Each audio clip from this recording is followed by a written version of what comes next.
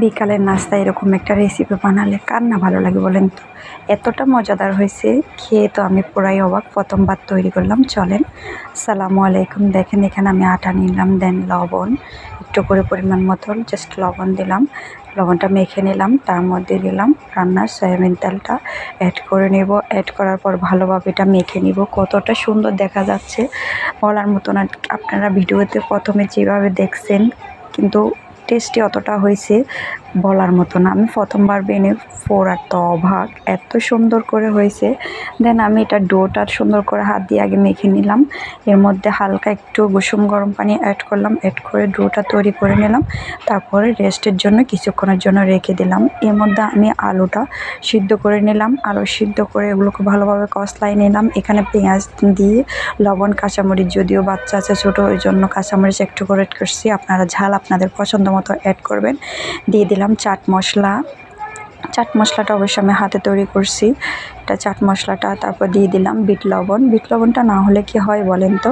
দেখেন এতটা মজা হয়েছে বলার মতো না। আমি তো খেয়ে পুরোটাই অবাক। কী বলবো, বারবার আপনাদেরকে একটাই কথা বলতেছি, হাজব্যান্ড নাই তাই মামির জন্য অল্প করে বানাচ্ছি। হাজব্যান্ড থাকলে কিন্তু দেখলে অনেকটা বেশি অবাক হইতো। দেন এখানে আমি ওটা ওইখানে রেখে দিলাম। দেন ভর্তার ওইখানে ফার্স্টটা রেখে দিলাম, ডোটা এখানে নিয়ে রুটি বেলে নিলাম। দেখেন রুটি বেলবো, জাস্ট আপনাদেরকে দেখাচ্ছি। রুটিটা পুরো পাতলা করে, বেশি পাতলা না, মিডিয়াম সাইজ করে বেলে নিলাম। দেখেন পুরা হালকা একটু গুঁড়ি দিয়ে তারপর আমি যে ভর্তার মতো করে একটা ডো তৈরি করলাম, ওটা পুরা রুটিতে দিয়ে দেব। জাস্ট একটাই রুটি আমি বেলছি, বেশি করি নাই, একটাতে অনেকটা হয়ে যায়। আপনারা দেখবেন এতটা মজাদার। প্রথম টাইম বানানোর পরেও আমি তো পুরাটাই অবাক হয়ে গেছি, এত মজাদার, এত টেস্টি। আমি পুরাটা রুটির মধ্যে দেওয়া কমপ্লিট। এখন রুটিতে আস্তে আস্তে রোল আকারে সুন্দর করে নেব। দেখেন আমি কত সুন্দর ইজিভাবে আস্তে আস্তে করে নিচ্ছি। অবশ্যই এটা আমি করতেছি, আমার মেয়ে ভিডিও ক্যামেরাম্যান হয়েছে, আমার মা বল, আমার কলেজা সব কিছু। আমার মেয়েটা এখন একটু করে ভিডিও করতে পারতেছে, মাশাল্লাহ। তারপরে এইভাবে সাইজ করে একটু একটু করে কেটে নিচ্ছি। দেখেন কতটা সুন্দর করে আপনাদের পছন্দ মতো করে কেটে নেবেন। রোল আকারে করে এর মধ্যে এতটুকু ছোট ছোট আকারে কেটে নেব, কিন্তু আপনারা চাইলে আরও একটু পাতলা করেও কাটতে পারেন। আমি বড় সাইজ করে কেটে নিচ্ছি, একটাতে অনেকগুলো হয়ে যায়। দেখেন এটা আমার প্রথম, দ্বিতীয় ধাপটা কমপ্লিট। এর মধ্যে শেষ ধাপটা করব। দেখেন আপনারা কত সুন্দর করে করছি।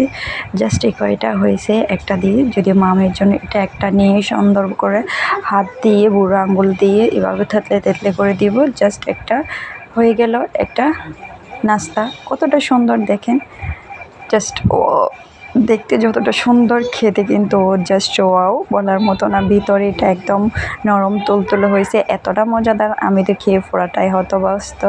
আসলে নিজ থেকে কোনো কিছু তৈরি করলে, কোনো আইটেম বানাইলে নিজের কাছে খুবই ভালো লাগে। মনে হচ্ছে যেন এটা ডিম সিদ্ধ করলে যেরকম ভিতরটা ঠিক অতটুকুর মতন হচ্ছে। ডিম ফুলির নাস্তা এটা, কে কীরকম করেন। দেন এখানে আমি একটা ডিম ভেঙে নিলাম, ডিমটাকে ভেঙে ফাটাই নিচ্ছি। দেখেন সুন্দর করে চামচের সাহায্যে ফেটে নিলাম। ফাটানোর পরে এবার নাস্তাটাকে কিভাবে প্রসেস করি চলে দেখেন। মূল রেসিপিতে গেলে বুঝতে পারবেন। এটা আমি ডিমটার মধ্যে চুবাইয়া, আসলে আমার ভিডিওটা এখানে করানো হয় না, ডিমের ওখানে ভিজাইয়া ওটা তুলে তারপরে এখানে তেলের মধ্যে ফেলানো হচ্ছে। এই ডিম দিয়ে আমি এক এক করে সবগুলো করছি। আমার মাঝখানে কিছুটা ভিডিও ক্লিপ করা হয়নি। দেন এই নাস্তাটা সুন্দর করে, অর্থাৎ আলু যেটা করছি ওটা ডিমের মধ্যে ফেলে এটা চামচ দিয়ে করে আস্তে আস্তে করে সবগুলো তেলে বেলে ভাজি করে নিচ্ছি। আমরা বেগুনের প্রসেসটা যেভাবে করি ওখানে এরকম করে সুন্দর করে হয়ে গেল আমার ডিম ফুলির নাস্তা, ডিম আলুর ফুলির নাস্তা। কতটা সুন্দর হয়েছে দেন বলার মতো না। দেখেন কতটা ইজিভাবে করে ফেললাম। এখানে 4টা ভাজা কমপ্লিট। দেন বাকিগুলো ভেজে আসতেছি মূল রেসিপিতে। চলেন দেখা যাক। দেখেন কতটা সুন্দর লাগতেছে, জাস্ট কতটা ইয়াও হয়েছে, জাস্ট ওয়াও। কে কে পছন্দ করেন এরকম নাস্তা? আমার তো খুবই ভালো লাগে। জানাবেন কিন্তু কমেন্ট করে অবশ্যই কে কে পছন্দ করছেন এই নাস্তাটা, অবশ্যই জানাবেন। আমার কাছে খুবই ভালো লাগে। দেন কে কে পছন্দ করছেন কমেন্ট করে জানাবেন। অবশ্যই হাজব্যান্ড আসলে তৈরি করে খাওয়াবো। নেক্সট ভিডিওতে আবার দেবো আপনাদের সাথে।